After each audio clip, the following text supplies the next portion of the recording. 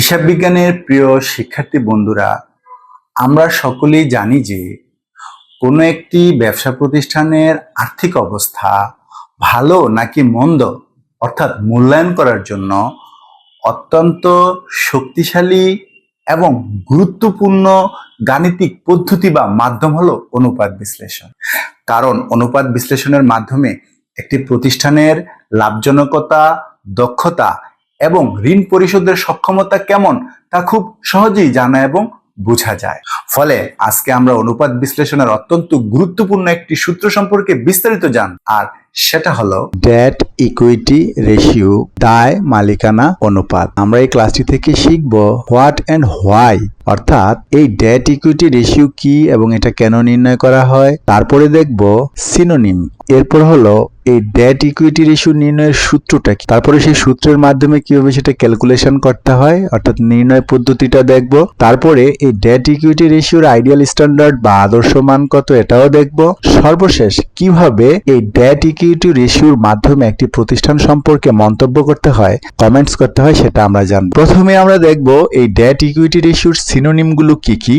এর সিনোনিম হলো একটা, সেটা হলো ডেট টু ইকুইটি রেশিও। অর্থাৎ খেয়াল করো, প্রথমে আছে ডেট হাইফেন দিয়া ইকুইটি, এই হাইফেনের পরিবর্তে কোথাও কোথাও তোমরা টু দেখবে, ডেট টু ইকুইটি রেশিও একই কথা। এবার আমরা দেখব রুলটা, এই ডেট ইকুইটি রেশিওর সূত্রটা।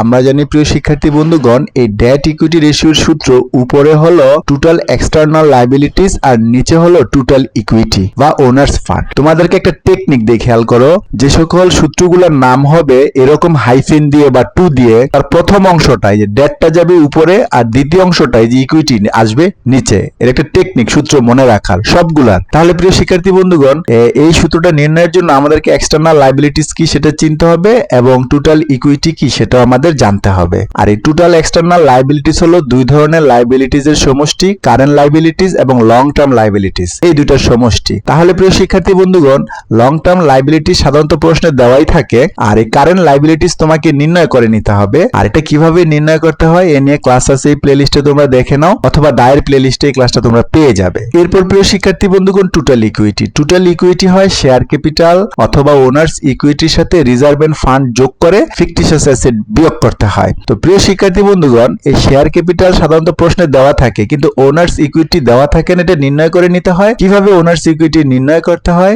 এ নিয়ে আমার চ্যানেলে ক্লাস আসতেছে, তোমরা আমার সাথেই থাকো। আশা করি খুব শীঘ্রই এই ক্লাসটা আমি দিব, তোমরা অনেক উপকৃত হবে। এবার দেখবো ক্যালকুলেশন, অর্থাৎ ডেট ইকুইটি রেশিও কিভাবে ক্যালকুলেট করতে হয়। কিছুক্ষণ আগে আমরা এর সূত্রটা দেখেছি, ডেট ইকুইটি রেশিও সমান উপরে এক্সটার্নাল লায়াবিলিটিস, নিচে হলো টোটাল ইকুইটি। তো প্রিয় শিক্ষার্থী বন্ধুগণ, তোমরা প্রশ্ন থেকে প্রথমে টোটাল এক্সটার্নাল লায়াবিলিটিস নির্ণয় করবে, তারপরে ইকুইটি নির্ণয় করে উপরে নিচে বসাবে। তো আমি ধরলাম কোন একটা প্রতিষ্ঠানের টোটাল এক্সটার্নাল লায়াবিলিটিস হলো 40 টাকা আর টোটাল ইকুইটি হলো 80 টাকা। এটা এখন ঐকিক নিয়মে কাটাকাটি করে তোমাকে একটা ফলাফল বের করতে হবে। তো প্রিয় শিক্ষার্থী বন্ধুগণ, এই যে উপরে 40 আর নিচে 60, আমাদেরকে দেখতে হবে কি দ্বারা এই দুইটা কি ভাগ যায়। একটু খেয়াল করো, আমরা কিন্তু 40 দিয়ে 80 কে ভাগ করতে পারি, আবার 40 দিয়ে 40 কে ভাগ করতে পারি, বা এই শূন্য শূন্য কাটলে তোমার থাকবে 4 এবং 8, তো 4 দিয়ে 4 কেও ভাগ করা যায়, 8 কেও ভাগ করা যায়, একই কথা। তো 80 কে যদি আমি 40 দিয়ে ভাগ করি ফলাফল 2, আবার 40 কে যদি আমি 40 দিয়ে ভাগ করি বা কেটে ফেলি তাহলে ফলাফল থাকে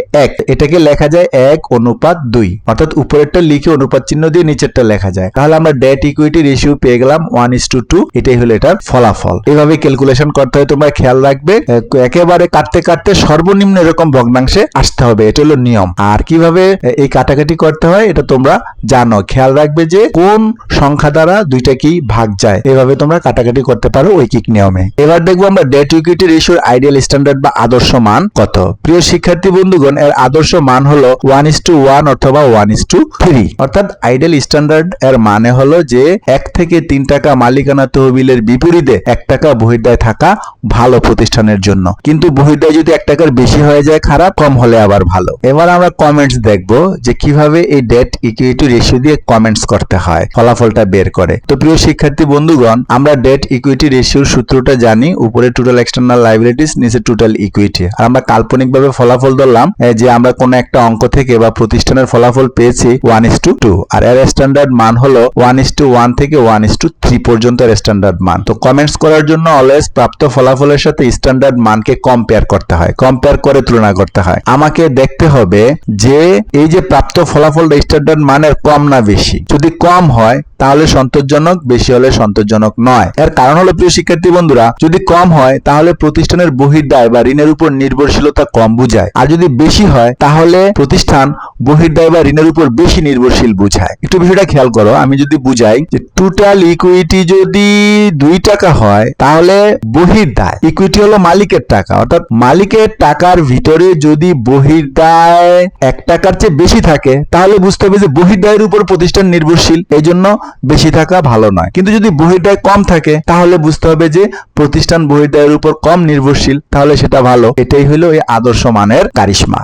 এবার আমরা দেখব হোয়াট এন্ড হোয়াই, অর্থাৎ ডেট ইকুইটি রেশিও কি এবং কেন নির্ণয় করা হয়। এই হোয়াট এন্ড হোয়াই বোঝার জন্য প্রিয় শিক্ষার্থী বন্ধুগণ, মনে করো কোন একটা প্রতিষ্ঠানের আমরা এই ডেট ইকুইটি রেশিও পেয়েছি 1:2, এর আদর্শ মানটা একটু নিয়ে নিই তাহলে সহজ হবে। এর আদর্শ মান হলো 1:1 থেকে 1:3। তো চলো প্রিয় শিক্ষার্থী বন্ধুরা আমরা একটু দেখে নিই যে ডেট ইকুইটি রেশিওটা কি। খেয়াল করে এখানে লিখেছি কি, প্রতিষ্ঠান বহির্দায় বা ঋণের উপর কতটুকু নির্ভরশীল তা নির্দেশ করে এই ডেট ইকুইটি রেশিও, অর্থাৎ কারবারের ঝুঁকির পরিধি নির্দেশ করে। তার মানে আমরা বলতে পারি যে টোটাল ইকুইটির তুলনায় বহির্দায় কত, এটা নির্ণয় করার জন্যই কিন্তু ডেট ইকুইটি রেশিও নির্ণয় করা হয়। আর একটু যদি ভেঙে বলি, বলতে পারি যে মালিকানা তহবিলের বিপরীতে কি পরিমাণ বহির্দায় আছে তা জানার জন্যই এই ডেট ইকুইটি রেশিও নির্ণয় করা হয়। দেখো নিচে হলো টোটাল ইকুইটি, উপরে এক্সটার্নাল লায়াবিলিটিস, অর্থাৎ এই মালিকানা তহবিলের বিপরীতে কি পরিমাণ বহির্দায় আছে এটা জানার জন্যই কিন্তু এই ডেট ইকুইটি রেশিওটা নির্ণয় করা হয়। অর্থাৎ কোন একটি প্রতিষ্ঠান বহির্দায়ের উপর কতটা নির্ভরশীল এটা বোঝার জন্য